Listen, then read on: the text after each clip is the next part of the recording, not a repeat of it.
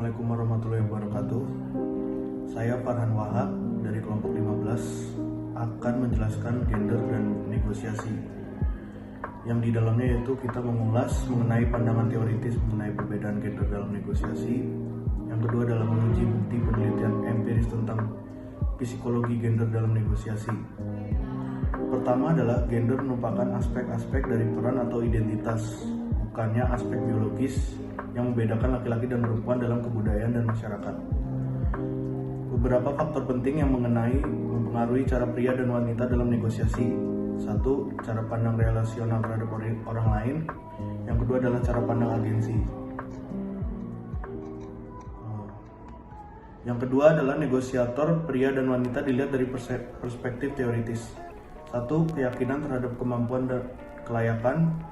Kedua, pengharapan dan kelayakan diri seseorang mempengaruhi bagaimana pria dan wanita melakukan pendekatan di meja negosiasi. Misalnya dalam negosiasi gaji, wanita lebih cenderung untuk melihat kelayakan mereka, seperti apa yang akan dibayarkan oleh majikan mereka. Ketiga adalah laki-laki berharap untuk mendapat lebih daripada perempuan sepanjang karir mereka. Yang kedua adalah kendali melalui wewenang. Pria dan wanita mendapat dan menggunakan kekuatan dalam cara-cara berbeda. Wanita lebih cenderung mencari wewenang di mana ada interaksi di antara semua pihak dalam hubungan untuk membangun koneksi dan meningkatkan kekuasaan semua orang. Yang ketiga adalah pria dapat dikenali dari penggunaan kuasa untuk mencapai tujuan-tujuan mereka atau untuk memaksa pihak lain berkapitulasi mengikhtisarikan cara pandang mereka. Yang ketiga adalah wanita dan pria menggunakan dialog dalam cara yang berbeda, yaitu wanita mencari cara untuk terlibat dalam mencari ide gabungan di mana untuk dapat memahaminya dilakukan dengan cara diklarifikasi secara progresif melalui interaksi.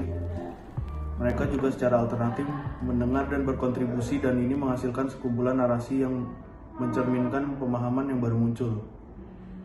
Pria menggunakan dialog untuk meyakinkan pihak lain bahwa posisi mereka benar, untuk mendukung beberapa taktik dan cara beragam yang digunakan untuk memenangkan poin selama diskusi. Yang keempat, persepsi dan stereotip. Stereotip adalah penilaian terhadap seseorang berdasarkan persepsi terhadap kelompok di mana orang tersebut dapat dikategorikan. Stereotip bisa merupakan prasangka positif dan bisa negatif. Yang kedua, bagaimana negosiator menerima dan membingkai proses negosiasi dapat memiliki dampak penting pada perilaku negosiasi. Selanjutnya akan dijelaskan oleh rekan saya.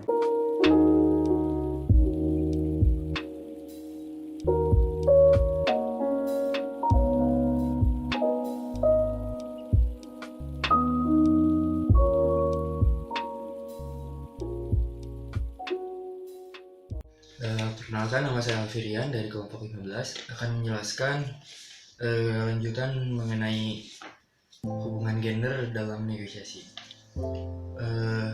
Penemuan empiris mengenai perbedaan gender dalam negosiasi. Yang pertama, yaitu pria dan wanita memahami negosiasi dengan cara yang berbeda, di mana hubungan versus orientasi tugas. Wanita lebih cenderung untuk menerima berbagai episode konflik dengan istilah hubungan, sedangkan para pria cenderung untuk menerima karakteristik tugas dari berbagai episode konflik. Selain itu, ada pula kompetisi versus kolaborasi, di mana wanita memperoleh hasil yang lebih buruk dari pria ketika bernegosiasi atas nama mereka sendiri, tetapi dapat mengalahkan pria ketika bertindak atas nama individu lain. Selain itu, ada pula performa negosiasi pria tidak terpengaruh oleh manipulasi konteks. Yang kedua, ada pria dan wanita berkomunikasi secara berbeda dalam negosiasi. Bagaimana pria dan wanita menerima perilaku komunikasi yang muncul selama negosiasi. Bisa perilaku pria lebih tegas daripada wanita. Wanita lebih cenderung untuk mengungkapkan informasi pribadi dan perasaan mereka dibandingkan pria. Dan juga pria dan wanita memberi contoh yang berbeda untuk menunjang argumen mereka selama negosiasi.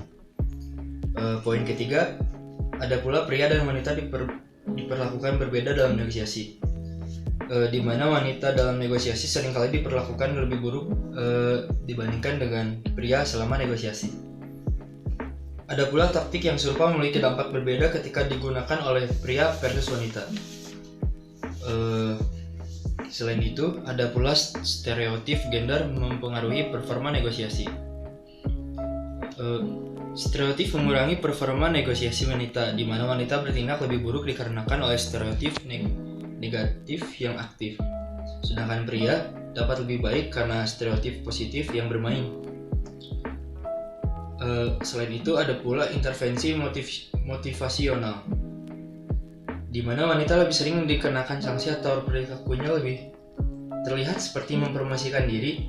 Oleh karena itu, negosiator wanita cenderung mempermainkan pengelolaan atas impresi yang lainnya untuk mendapatkan hasil yang lebih baik. Ada pula intervensi kognitif, di mana memiliki pola pikir yang kuat, di mana kesadaran akan kekuasaan dalam situasi dan hubungannya dengan taktik dan hasil. Ada pula pola pikir dapat membuat perbedaan perilaku, di mana kekuatan menjadi tindakan. Ada pula intervensi situasional. Intervensi situasional ini menjelaskan mengenai perbedaan kekuasaan menyebabkan banyaknya perbedaan antara negosiator wanita dan juga pria. Ada pula kekuasaan adalah faktor penyama pada negosiasi, di mana wanita dan pria cenderung menggunakan hampir sama dan mengambil keuntungan dari kekuasaan tersebut. Sekian penjelasan mengenai gender dan negosiasi dari kelompok 15. Terima kasih.